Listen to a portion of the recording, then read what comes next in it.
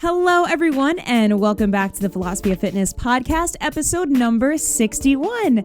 I am so excited for you to hear today's episode. This is probably one of my most insightful and awesome chats that I've had in a while, and I love everyone I've had on the podcast, but it's like it keeps getting better, and my guest today was absolutely no exception. Today I'm joined with Holly Perkins.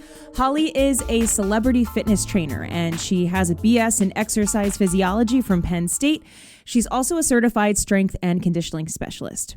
She's the author of the women's health book, Lift to Get Lean, and she's a regular contributor to Shape, Prevention, Women's Health, Self, BuzzFeed, and also LiveStrong, which is pretty cool. So she's got a pretty wide array of high-profile clientele that she's trained, and her clients include Karlie Kloss, Howard Stern, Adrian Grenier, NHL and NFL athletes, and even a presidential candidate. So really cool. She's got over 30 years of experience in this industry, and we had such an incredible conversation today about women's health, in particular, women's health and fitness, and her perspective is just so insightful, and I learned so much from talking with her. We dive into how to kind of optimize your nutrition, not beating yourself up if you feel like a system isn't working for you, finding strategies that work for you, working with your menstrual cycle, working with menopause as you get older. So all my ladies out there, you are going to learn so much from today's episode, and I'm so excited for you to hear it. So again, there's a lot to unpack in today's episode, and I'm so excited to share it with you. So if you are interested in hearing more, then you know what to do, my friends.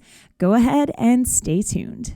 All right. Hello, everyone. Welcome back to the Philosophy of Fitness podcast. Today, I am honored to be joined with Holly Perkins. Holly, I'm so excited to have you on today. I'm so excited to be here. I think you and I are so aligned on so many different philosophies, and I knew that we would have a really fun conversation. So thank you for having me. Yes, of course. Well, I am so excited. I have so much that I want to ask you about, and I feel like a great place to start would just be your background in particular. I love kind of hearing what leads people down the path of fitness. Like, were you somebody that was always into fitness, or was that something that came later on in life for you? Oh boy, it could be a very long conversation, so I'll try to keep it short. So I didn't know what I wanted to be when I grew up, when I was younger, and thankfully my mother really encouraged me to get an education. I think I probably would have floundered in life, and she very much pushed me to go to college. And at the time, I just was someone, I didn't really have a lot of interests, but the one thing that I loved was exercise. I loved everything about exercise. But back in those days, which, back then it was, this was like 90s, early 2000, there weren't a lot of people who went to college for exercise. So thankfully, I was able to find an incredible university. I went to the Pennsylvania State University, and I got a degree in exercise physiology and nutrition. And that's when everything changed. I really feel like my career up until now has very much been a process of following my bliss. I've just always loved everything about fitness, the human body, nutrition, everything that has to do with our physical body. I'm just obsessed and possessed and passionate about it. So after college, I landed some really incredible gigs as a personal trainer, the bulk of my career. The majority of the past 30 years, I've been a one-on-one personal trainer. And then about 8 years ago, I decided to also open up more of my work online. So I now also have an online platform where I coach women around the world. I got to write a book with Women's Health Magazine a few years ago, and I get to be the expert on record for a lot of magazines. And it's just kind of like a whole lifetime of really loving what we do. I love this industry. Yeah, I love what you said about following your bliss. That so resonates with me because I'm someone who, like, when I was growing up, I wasn't really athletic, and it wasn't until I had a corporate job and I sort of followed the trajectory of what I thought I wanted to do with my life that I was like, this doesn't resonate. And all I would think about was the gym, and, the gym was my stress outlet. And once I kind of had the courage to quit that and leave it all behind, it was like, oh my God, a world of opportunity open. So I love kind of hearing, your perspective on that. It's so refreshing. And I love people that follow their bliss, as you said, and kind of just go after what they're passionate about. And I think it's interesting too, even, I'm thinking now how much the fitness industry has evolved since, the 90s, even in the past 10 years. It's insane how much growth there's been. Yeah, I agree. And we all know it's because of social media and Facebook and all of that. I mean, really, our world has just so become online. And, on the one hand, it's wonderful because it opens up opportunity for a lot of people that might not have had opportunities in the past. The challenge of it is there's a lot of us out there. And I think as the educated consumer, I know I want all of the women in my community to make sure that they really vet out their experts that they're following, because anybody can open up shop these days, right? But Yeah. it's crazy. I mean, it's really, I think what I would say is when I was in college, the things that we talked about were very different than what was talked about in just like the fitness culture, right? Fitness culture was like feel the burn and go Yeah. do, your workouts, whatever it may be. And the thing that I love about where we are in the fitness industry now is so much sophisticated information is brought to everyone. And I've noticed just in the 30 years that I've been working with people that my clients have gotten more educated. They talk about more sophisticated things that we didn't back when I was in college. And so people have gotten smarter.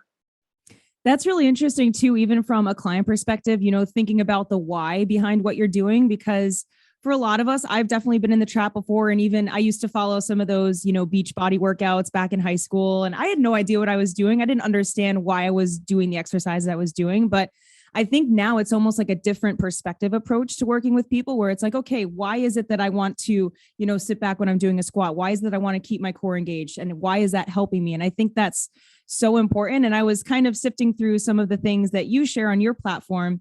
And I noticed that you had three pillars of like things that you use for strength training that you talk about. And I was kind of curious to hear you sort of elaborate on those three things and how that's kind of affected your clients and working with them. Yeah.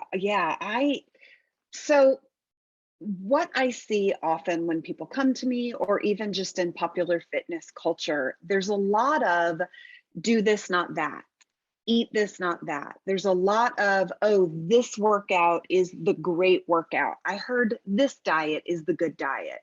And so what I noticed is a lot of people would come to me with ideas of this one thing. Like, let's say, for example, keto is the way to go, or vegan is the way to go, or high intensity workouts are the way to go. And what we know, those of us that are educated and trained in the field, is that the human body is so much more than any one thing.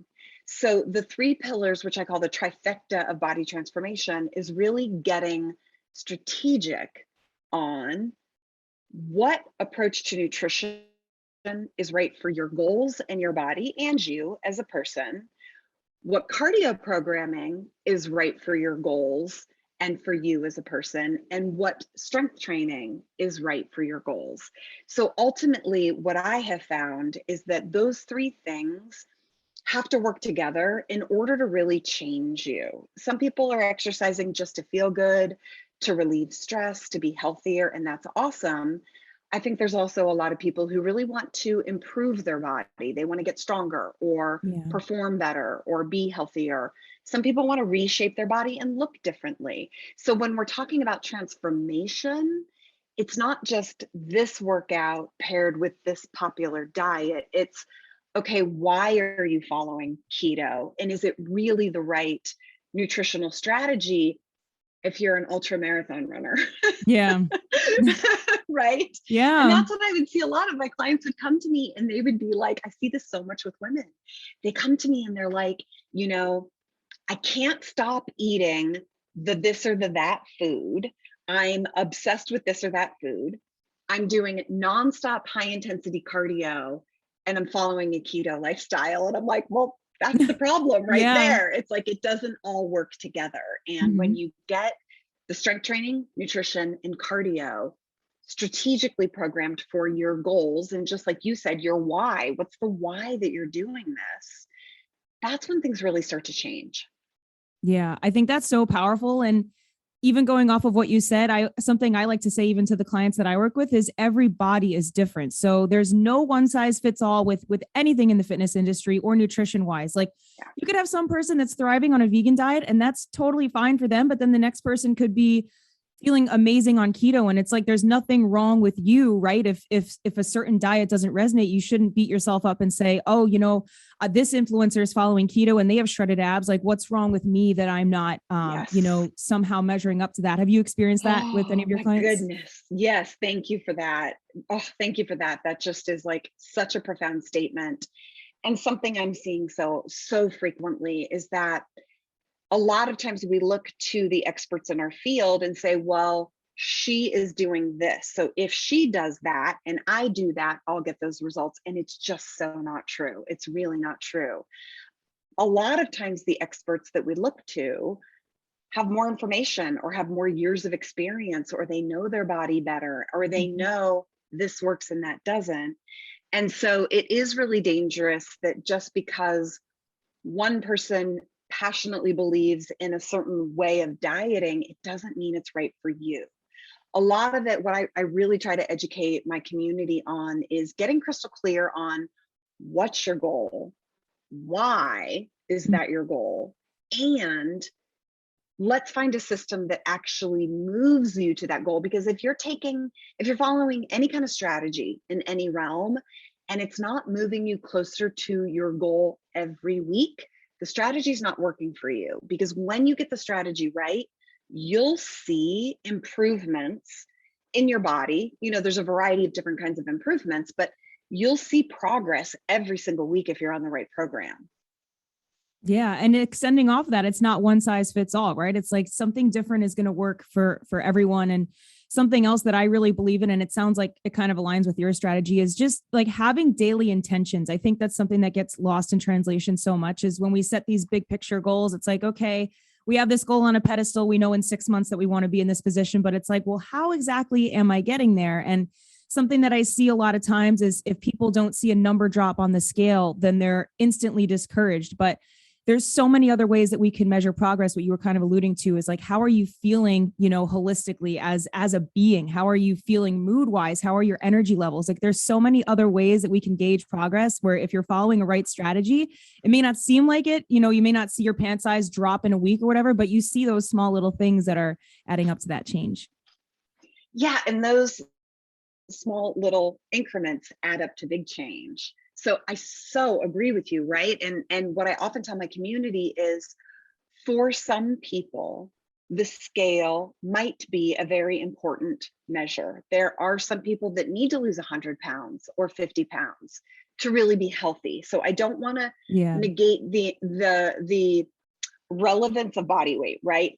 But it is one of the bottom ways to measure your progress, because it's not always accurate, especially if you're strength training. And Mm-hmm. I really believe, and I know you do too, that strength training really is such a core foundational part of changing your body.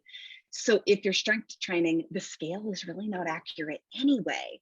So we can keep an eye on it, but I really educate my community and my clients to look at what are those other 20 units of measure that Yeah. we can celebrate every single day. Because if you wake up feeling better, that is a sign of progress. And the more you celebrate the small steps forward, you will get to that 6-month goal, as you Yeah. said. But you don't get from LA to New York in one step. It's a couple of twists and turns and left-hand turns and right-hand turns and stops at the gas station and Yeah. stops to sleep overnight. And then you eventually get to New York, right? And so it's the Mm-hmm. same with your body. It's those incremental changes have to happen so that you can ultimately get to your long-term goal. Yeah. And it's having patience with yourself, I think, is so important. It's like, you could do a crash diet and see the number drop on the scale, but if you're really taking a step back to the bigger picture of what you're doing, for your health, it's only setting you back. And I'm someone that fell victim to that when I was in high school and I was just looking for a quick fix. I was doing insanity, which is basically a high intense cardio. And I was doing some kind of crazy crash diet that I found online that was super restrictive. And then I would wonder why on the weekends I was so hungry and like tired and just felt horrible. And it's like, well, the number on the scale dropped down. So then I should be making progress. But it's like, now that I know what I know in hindsight, I'm like, that's not the way to do it. It's as a whole. And even going off of something else that you had mentioned that I think is really important, especially with women in fitness, is just strength training in general. I feel like is really overlooked. And I think it's getting more like normal now for women to lift weights. But, for so long, I was in the headspace of like, women shouldn't be strength training. Like, we're just supposed to do cardio. And things didn't really change for me until I finally leaned into, okay, weightlifting is the thing that's been making the difference. It's not me doing an hour on the elliptical, that led me to a plateau. It's like, okay, now I see the difference. So I think it's amazing that you're, speaking out so much about strength training, especially for women as they get older too, I think is incredible. Yeah. When a woman starts to push towards 40, definitely in the 40s, 50s, and 60s, it's critical to have your strength training down. And so what I often encourage women is the younger you start, the better. If you can really cultivate an understanding and a practice of strength training in your 20s and 30s, your 40s and beyond are going to be so much easier. I didn't really get my strength training right until 40, but once I got it right, everything since has been such a piece of cake, because it really is. I think it's the secret weapon for women, because when you do it right, you can eat more. Your diet matters less. You can do less cardio if you want. It's such a stronger and more powerful tool when you get it right. And it ultimately becomes absolutely critical beyond 40. And we know that from a ton of research and a lot of medical studies that have come out. Strength training is absolutely directly correlated to the reduction in a lot of these chronic diseases that we're seeing, whether it's obesity or type 2 diabetes, dyslipidemia, hypertension, stroke, adult, late onset weight gain, injuries, bone density. I mean, it goes on and on and on. We now know strength training is potentially the panacea to really avoid a lot of those chronic diseases. And the thing is, if you don't get to it until you're in your 40s or 50s, it starts to get harder. So adopt it now in your 20s and 30s, because then you'll build up that lean muscle mass that you need. Everything is so much easier with muscle. Yeah. And it's kind of that notion of prevention is the best medicine. It's like, why would you wait until something goes wrong to try and fix it when you could be spending this time, putting the systems in place to set yourself up for success for the future. And, it's funny. I was talking to my mom about, strength training and all this kind of stuff. And she finds herself very frustrated. So she's in her 50s and she kind of, finds herself in a plateau of, thinking that like menopause is going against her and that hormones are standing in the way of weight loss. So do you have any insight into, as you age, how hormones can kind of affect where women are able to go with their fitness goals? Oh my gosh, absolutely, so much. I've worked with a lot of women. I've gone through it myself. My early 40s, I had a lot of really substantial health problems, some of it related to hormones, some of it not. But inevitably, after the age of about 36 to 37, your estrogen starts changing. And I think that a lot of people, it's a scary part of life for a lot of women, understandably. And I know for me, it was, menopause happens. So there's this demarcation from you're either premenopausal or you're aftermenopausal, right? But the truth is, after 37, every single year, your hormones are shifting. And it's how they shift through those years impacts how it affects your health, how you feel, how you look, all of those things. So it's a very real consideration. Estrogen is a very important hormone for us and for women who are premenopausal or fully menopausal or even post. Estrogen is anti-inflammatory. And so when we are working with exercise and strength training, it's pro-inflammatory. That's part of how the body changes. So it's important to really just kind of recognize that we're all going to go through these changes of hormones. So it's about coming to read the signs in your own body and really know how to work with optimizing your hormones, which is why I'm such a huge fan of strength training. Strength training is the best way to keep your testosterone high, keep you out of estrogen dominance, to keep your estrogen healthy, and to really just keep you optimal on a hormonal level at every age. And I think that's why I just see it as like the end all be all in fitness. I really do. The older I've gotten, the less cardio I do. I mean, it's almost gotten to the place where, like, if I want to change my bod, I do almost no cardio. It's all strength training and strategic nutrition. I don't want to overlook nutrition. Yeah. Nutrition is a big part of it. But I think a lot of women, maybe like your mom, when they get into the late 40s or 50s, many of them have really been relying on cardio their whole life, because I think we are still, as you said earlier, we are still getting into a culture where every woman strength trains. We're not there yet. Yeah. Some of us know it, some of us are on the inside, but not everybody's there yet. I think we'll eventually get there. Yeah, I think that's so true. I think even just looking at the trend of, where we are now to where we're going, I think it's going to be so much more normalized for women to lift weights. And I think my mom and even my grandma, they come from, generations where my grandma in particular, like exercise was, doing those cute little kicking moves in the house with like pearls on, like that was considered exercise. Whereas now it's like, strength training is so key. And as I agree with like everything you're saying. And the other thing I think about too is like, if you want to, reshape your body, this is something I tell people too, is like, if you want, a whittled waist, so to speak, or if you want a bigger butt, like you can sculpt your body in the gym. You're not going to sculpt your body like that running on a treadmill or, riding a bicycle. Like you got to lift the weights. And I think it's so overlooked, but I do think now, with my generation too, like more people are kind of waking up to the fact that like, okay, maybe I should really take lifting seriously. Yeah, I so agree. Something I often say is strength training is one of, I think, the only unlimited tools for changing your body. So to use your example, which I think is brilliant, whether a woman wants a smaller waist or a fuller backside or broader shoulders, whatever your thing is, right? Some women want bigger quads or bigger hamstrings, doesn't matter. But strength training is the only thing that's really unlimited as a tool to get you there. For example, you will never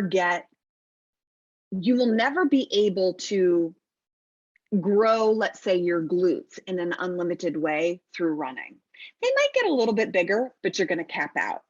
Same with yoga. You might get nice looking shoulders in yoga, but you're going to cap out. Strength training is really the only unlimited tool where you can literally, just like you said, chisel or create the body that you want. You can literally build the visual aesthetic that you want, but it can only be done through strength training. It can't be done through Pilates or Zumba or yoga or even boot camp, I don't believe. Like most other activities don't really give you the proactive ability to get your shoulders looking exactly the way that you want them.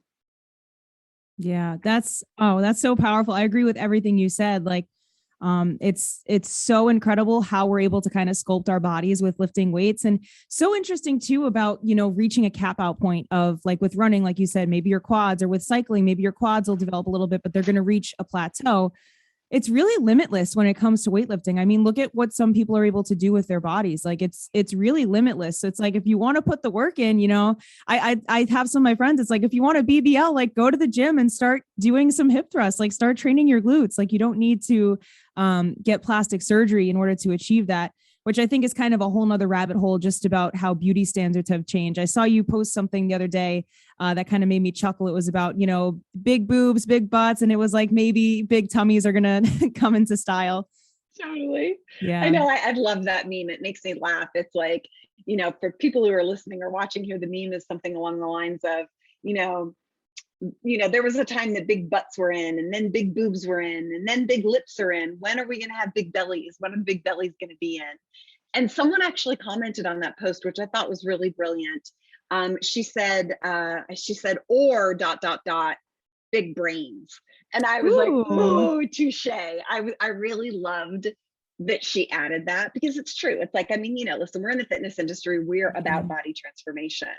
But it's like, it's so much more than that. And I so agree with you. If you really, butts are popular right now. Big booties are really popular. I think every body part is popular. A lot of women want bigger quads, or bigger shoulders, whatever it may be. But yeah, it's like, even with spinning, you're definitely going to see changes in your body from it. You might even see some muscular development that you like, and that might be good enough for you. If it's not good enough for you and you want bigger thighs or a bigger booty or bigger shoulders, that's where strength training is the thing that allows you to do it really in an unlimited way because of progressive resistance. And that's what it's about. Not that everybody wants a big, huge booty. I get Yeah. that too. I have a lot of clients who, it's funny, I feel like we're in a culture these days where I would say in my experience, maybe half of my community wants a big booty and half of my community wants a smaller booty. And I just think Wow. it's so interesting because literally it's like they either want that big, juicy, muscular, big round backside, or they want more the Gwyneth Paltrow, Taylor Swift, straight, skinny, supermodel type body. And it's really interesting. I like to make sure I speak to everybody because what I think is so important is both are right. Both are respectable. This is your body. You get to build it however you want. And if you don't want a big booty, that's completely understandable. I have a lot of clients that they just want to be slender and skinny and they don't want to look muscular in any way. That's okay. Any of it is possible if you follow the right goal, the right strategy, and you just take action. Yeah, I love that. There's no one way or one correct aesthetic for how we're supposed to look. And I feel like social media has made it seem like there is only one, right? It's like we see people like the Kardashians or we see other influencers and we think that that's the only standard of what's attractive now. And it's like, if that doesn't resonate for you, if that's not what you want to look like, then that's fine. Like there could be women out there that want to have huge biceps or something. Like if you want to do that, go for it. That doesn't make you any less than the girl that wants to be, slim Victoria's Secret or the girl that wants the juicy booty. Like there's really no wrong answer. So I think social media is awesome in a lot of ways. But I think the other thing too, that I kind of circling back to something you said earlier is just vetting the experts that you're looking into, because I feel like, especially now with Instagram and with TikTok and everything else that's coming into play, it's so easy to find someone online who has maybe the aesthetic you want, but they could be giving out terrible advice. They could be, just somebody who just picked up a phone one day and started taking selfies, have no background, no understanding of nutrition, of exercise, of physiology, of any of it. And some of that advice is harmful. Like I've seen some of these influencers giving people terrible advice. It blows my mind. And it's kind of sad to think that there's young girls out there that are, looking up to these people. Oh my gosh. I so agree. You're absolutely right. And, and another angle to that too, I think that's just like so important is social media is aesthetic in nature. It's a visual medium.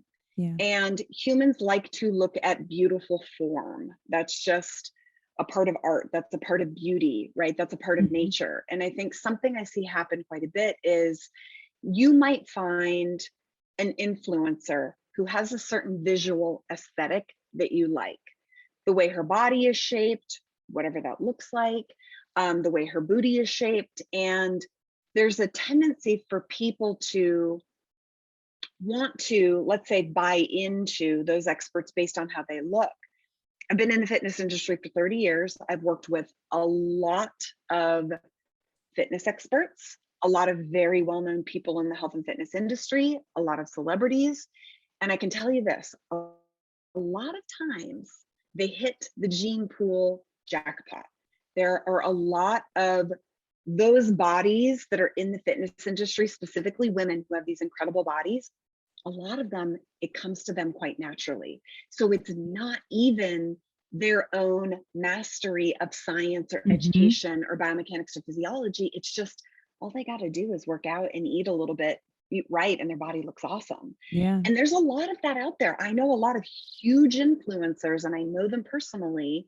And I'm not saying they don't work hard, but they had a head start because of their genes and how their body was built.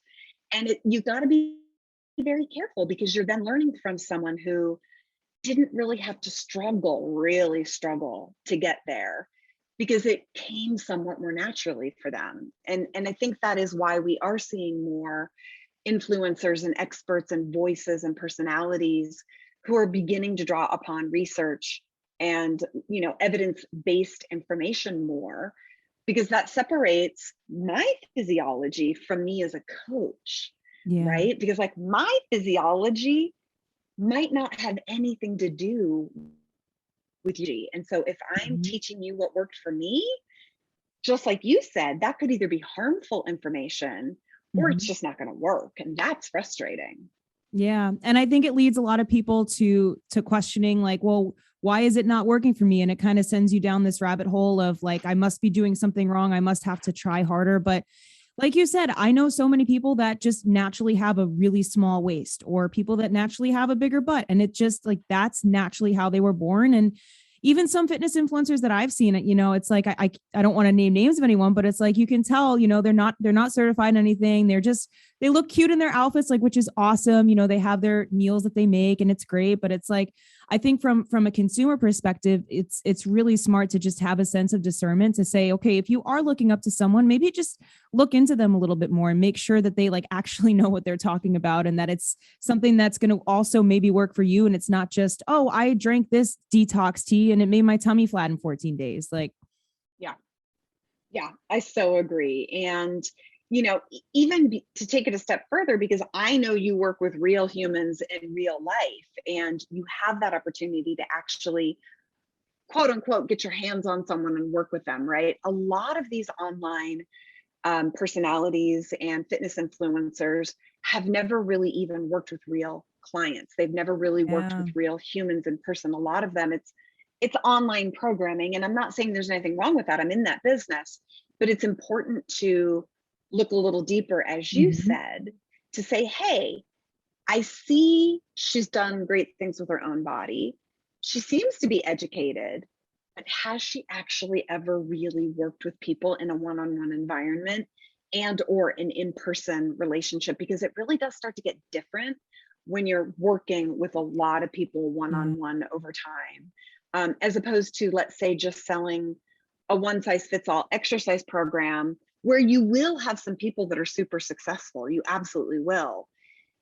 What about those people that didn't find success? And to really underscore what you said, that if I could change one thing about the fitness industry, it would be this truth, as you said, that if you follow a program that isn't right for you and it doesn't work for you, we as women tend to automatically go to, what's wrong with me? Everybody else is like losing 50 pounds on keto.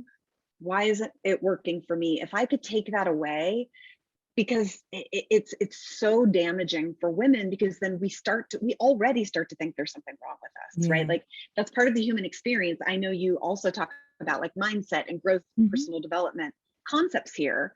It's like, by nature, a lot of us, I would say maybe even all of us, already believe there's something wrong with us. We already don't think we're perfect. And then when you get that reinforcement from an exercise program that didn't work for you, like, that's just so tragic, when the truth is you just haven't found the program that's right for you yet, and you just got to keep trying. It's like you said, you tried things in your younger years that didn't work for you, and now all these years later, with your experience, you are more educated, and you use your body differently, you eat differently than you used to. It's the same for all of us. Like, there's a history of, you might just need to try all the things until you can find the thing that really works for you. Yeah. Oh, I love everything you said. I agree 1,000%. It's like, you have to kind of dip your toes into a lot of different things to gain that understanding. And for me, it was, I think, it's kind of like twofold. It's like seeking guidance from the outside, right? Gaining knowledge and seeking expertise and expanding what you know about how the body works. But I think a big part of it too is just like an understanding of how your body feels, like an intuitive sense of where you're at. Cause like for me, that's how I discovered, like food sensitivities. That's how I discovered what exercises were and weren't working for me. And just taking the time to listen to my body in like so many different ways, like when I'm bloated, things like that, how I feel during different cycles of my period, which is like a whole nother rabbit hole. But it's like, that's equally important too. And I feel like, especially for women, like we're intuitive beings to begin with. So I feel like, just taking advantage of that ability to understand yourself and how your body feels will take you to the next level. Yeah, I agree. What I see a lot is women not listening to that and continuing to follow the program because it's supposed to be the program, when they've been getting the cues and the, let's call it, subtle hints that their intuition is telling them, this program is not working for me, and they don't listen. And I agree with you. It's like, if you just listen, does this thing make you feel better, or does it make you feel not so good? Does this thing feel good? Does it feel like it's moving you in the right direction for your body? I agree, because we all are so different. And if you know, I know it's a tricky line to walk for people, because on the one hand, they're like, yeah, but I don't know what strategy I should be following. So there is this conversation of getting educated, but you got to bring the education. And just like we said, try out a ketogenic lifestyle. It might be the best thing ever for you. And in my experience, it's not for the majority of people. Yeah. You know, how will you know until you really give it a go and get some feedback? Yeah, it's so important to try all the things, as you said. I think that's a great piece of advice that I really haven't heard anyone else, say on this podcast, at least, especially when it comes to fitness and nutrition. And I think that that's just such a sound way to encourage people to also not be discouraged too, because it's like, at least for the women that I've seen and even people that I've worked with, it's like, well, if they did something or they followed a specific program and it didn't work for them, that set them back so much and made them lose so much confidence that they just said, you know what, I'm not even going to try anymore because that didn't work. So I'm just going to give up.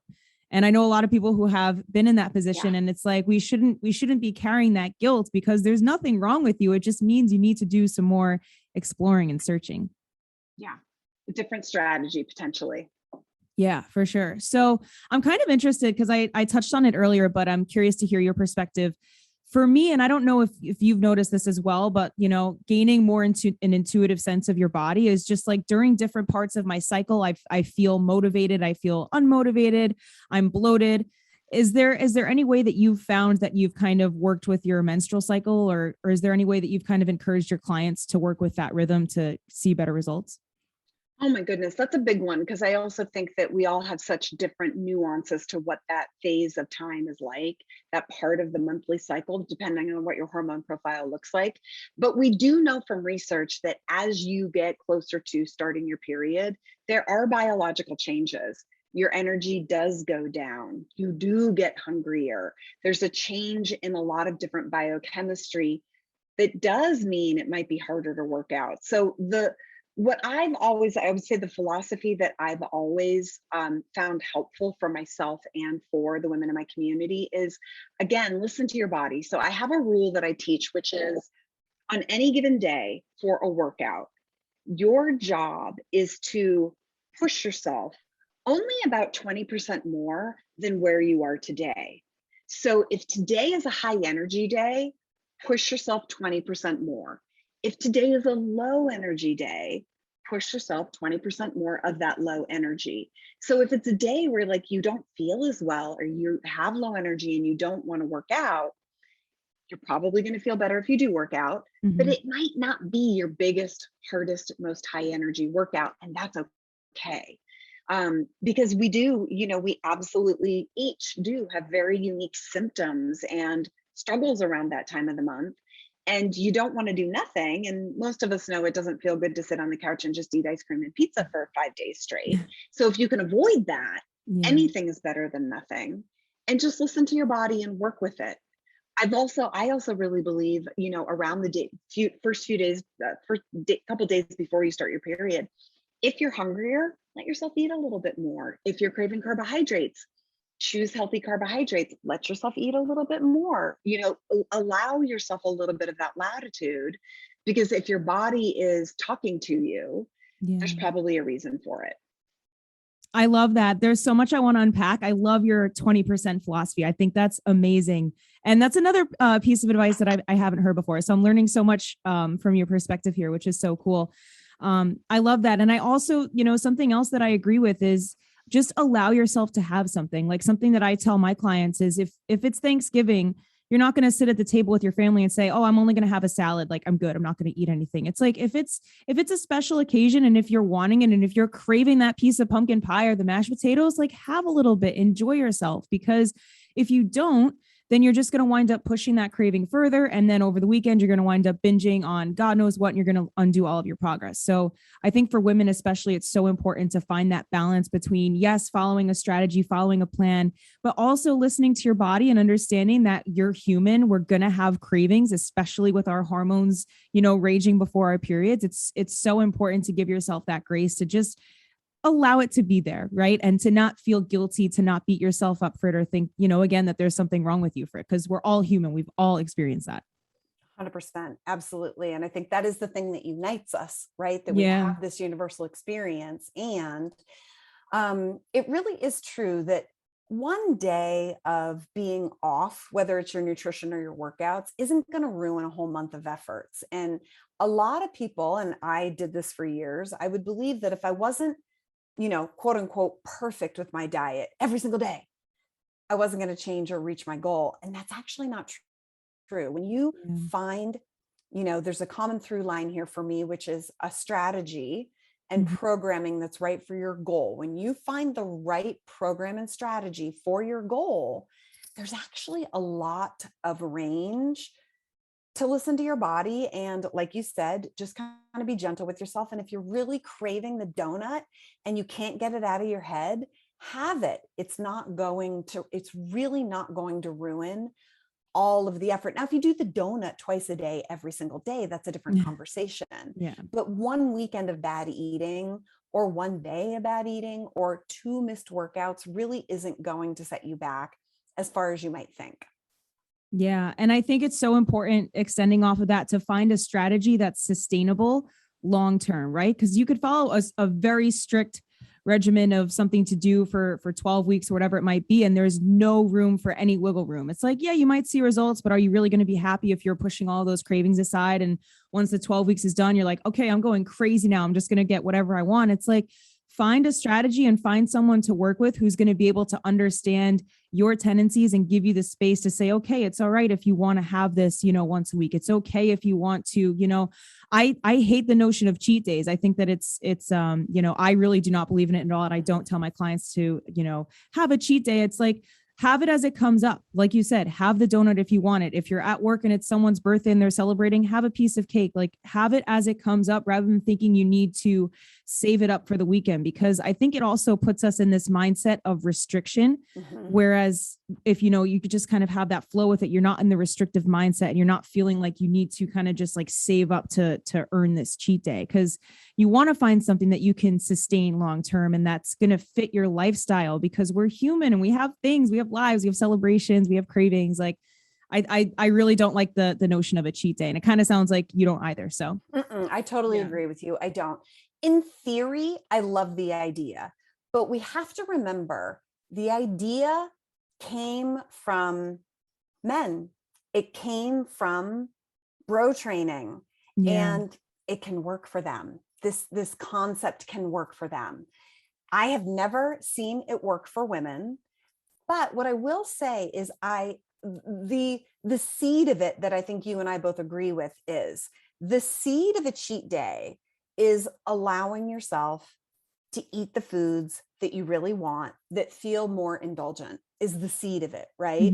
So just like you said, it's like, if that craving comes up, or if there's a food that you love, like for me, I love donuts. I can walk by pizza. I can walk by ice cream. I can walk by chocolate, but like, I love donuts. And so if that's operating in the back of my head, eventually you're going to cave to that anyway. And so I think really what it's about is each week or each phase, allowing some of those fun, indulgent things that you enjoy, because that's going to do so much more for your discipline, your commitment, your consistency, because you can't, if you have a thing, whatever it is, your food, you're not going to avoid it for the rest of your life.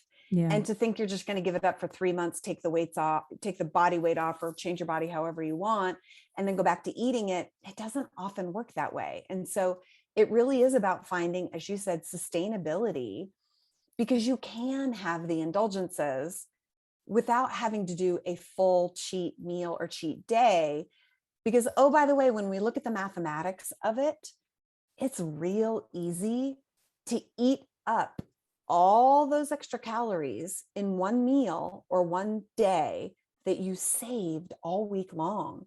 If you're only saving, let's say 2 or 3 or 4,000 calories during the week, you can eat that up in one meal at, the Cheesecake Factory like that.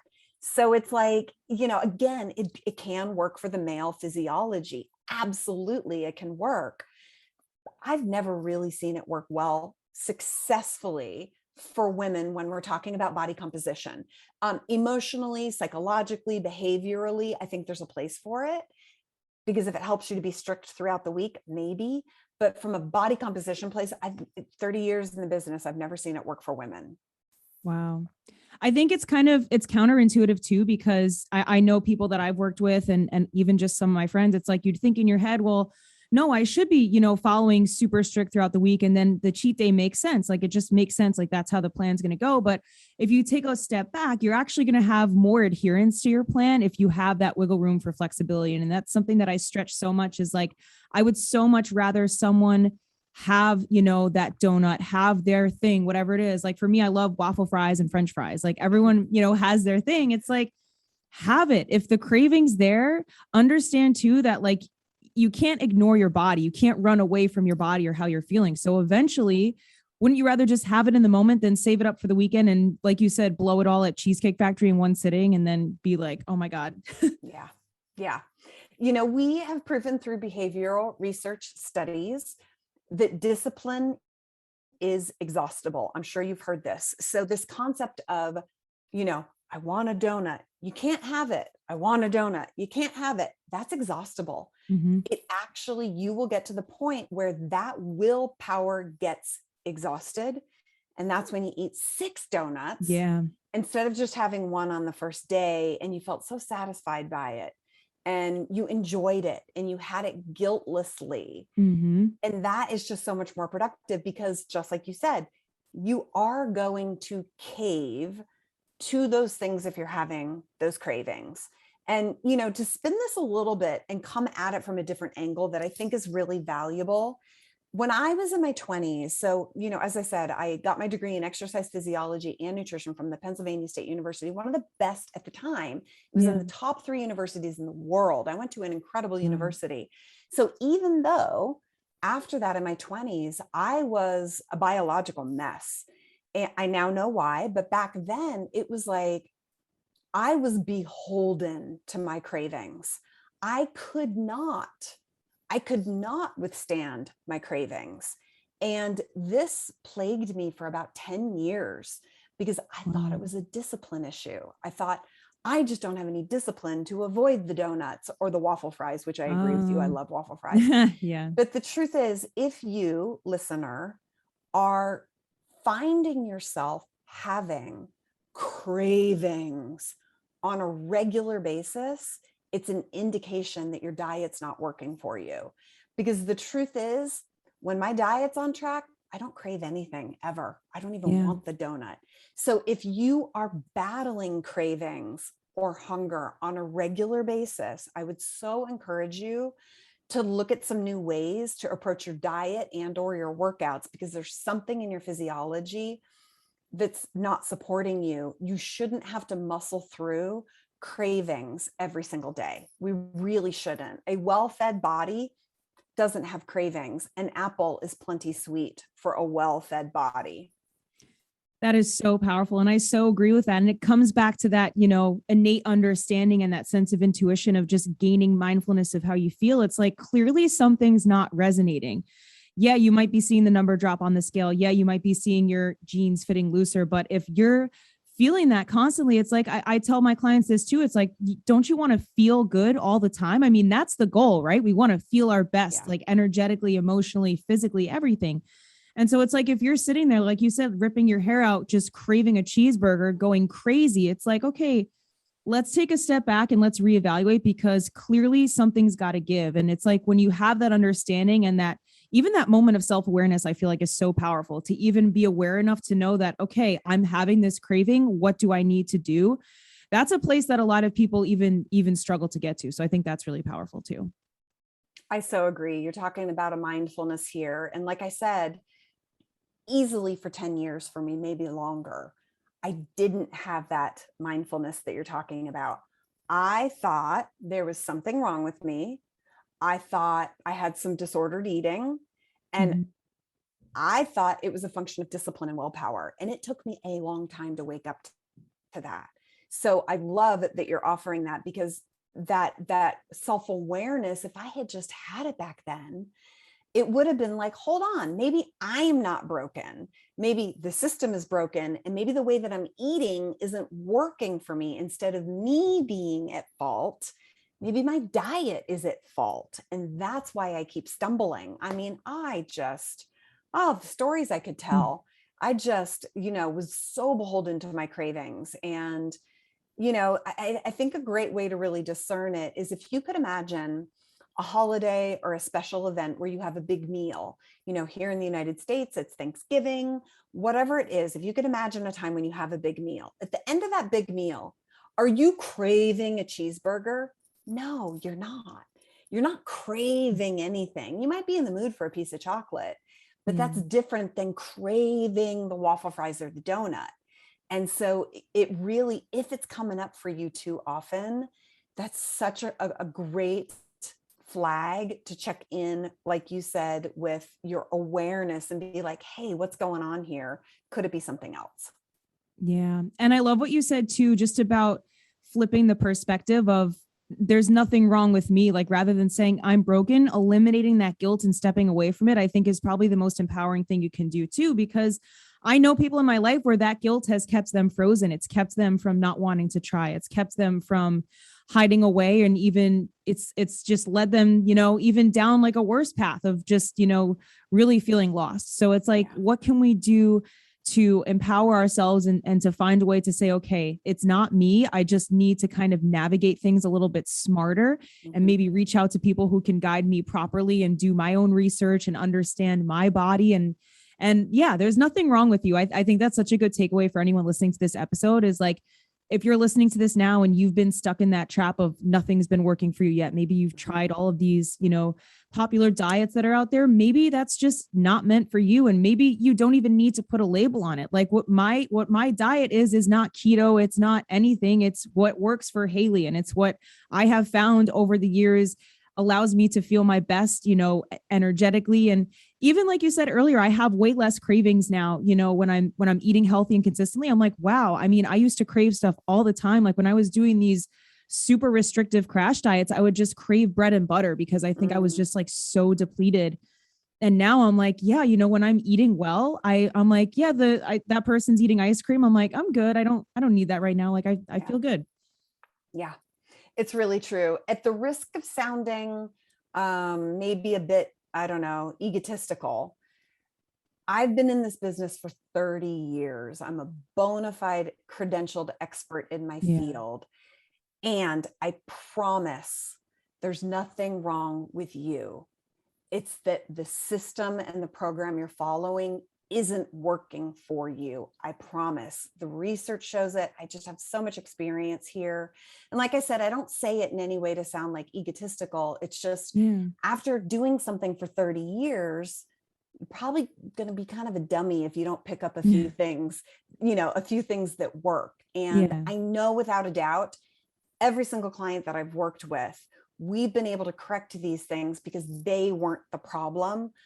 The programming was the problem. It always is. And so you're right. It's like, once you get on that right program, you're going to look back and be like, oh my gosh, I haven't eaten a jar of peanut butter in months, where that used to be a weekly occurrence. Know, it really changes when you get your physiology stable. Yeah. Well, first of all, you don't sound egotistical at all. I mean, I think you're offering such reassuring and encouraging advice to anyone that's listening, especially given your background. I think that's amazing. And again, I agree with everything you say. It's like, it's all about finding what works for you and finding what resonates with your body and your makeup and what's going to bring you, to the most optimal state of alignment. So I kind of, I give people a chance here as we wrap up to just offer any last minute advice to anyone that's listening, to anyone that's maybe feeling, this discouragement right now, someone who's maybe tried it all and they're kind of feeling lost. If you have anything you'd offer up? Oh my goodness. So I think the first thing is just to really kind of summarize everything that we've talked about. If you feel you're not moving in the direction you want to go in, it's not your fault. Change your strategy, and then change it again and change it again and change it again. If you need to, you will find the way, the strategy that works for you. I promise you. You and I both know women who have drastically changed their life, their health, and their body.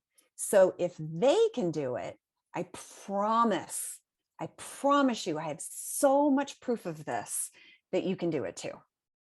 Yeah, I love that. And something I'll kind of just offer up on top of that people have told me and has really motivated me is like, it's not that there's anything special about that person, right? It's that they found a system, they found a strategy that works for them, and they were consistent with it and they stuck to it. So understand that for yourself. That's something that's encouraged me with any area of my life, even too with my career. It's like whoever has the results that you're seeking, understand that they found something that worked for them and they were consistent with it, and use them as an example that it's possible rather than as a way to kind of like put yourself down.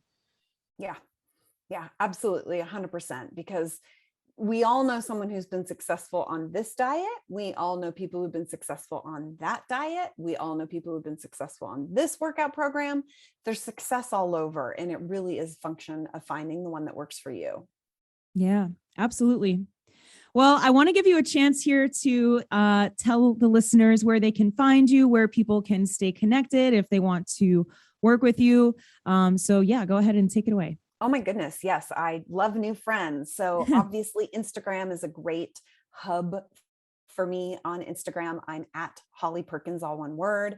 I've got a couple of really incredible free resources for people. If you are needing help with your strength training, I have a really incredible 6-week strength and cardio download that you can get at hollyperkins.com/offer.